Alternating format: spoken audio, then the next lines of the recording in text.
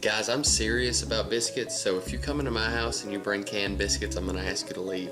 This is super easy. There are 3 ingredients to this, and the ratio is going to be 3 cups of self-rising flour, 1 stick of butter, and 1 cup of milk.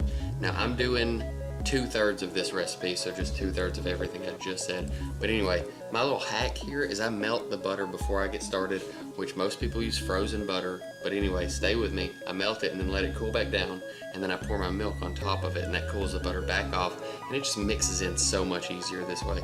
And yeah, so that's really all there is to mixing the biscuits. 3 ingredients, mix it up, combine it into a dough, and then just start rolling. Alright, once everything comes together in a nice, neat, not sticky ball, I just flour the surface, and then I roll it out super thin, like a 1/4 inch, maybe thinner than that. And what I'm going to do is fold the bottom up 1/3, the top down 1/3, and then fold that in half, roll it out again, repeat that whole process.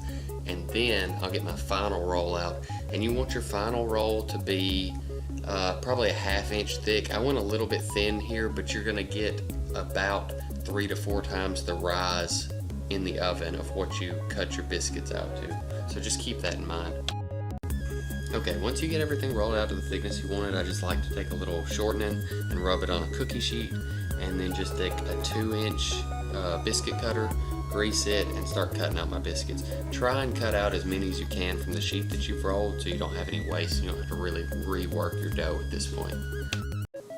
Okay, and the last trick that I've got here, most people will brush melted butter on top of these biscuits, and that's perfectly fine, but I've found that you can use a beaten egg and it works so much better. That's a little pastry tip that I picked up. Moving on to this chorizo, it's got a natural casing on it. I'm just going to slice this off, and then what I wind up doing is just kind of cutting this up into like cubes after I've got this sliced off. And here we're just browning up this sausage, just like any other breakfast sausage or anything like that.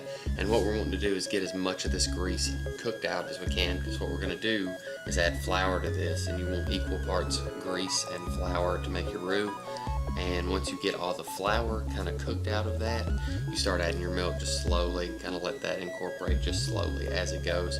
And yeah, so basically your end product, you want it just a little bit thinner than how you want your gravy to be, because as it comes up to a boil and then cools back off, it's going to get thicker. So just, if you think you've got too much milk in there, you've probably got just enough. Alright, yeah, now what you're left with is just a pile of these delicious biscuits, and all those folds and stuff you put in there, that's just layers, isn't that the payoff of that, all those folds. And this delicious chorizo gravy. And if you like chorizo or you like gravy, I'm just asking for you to try this.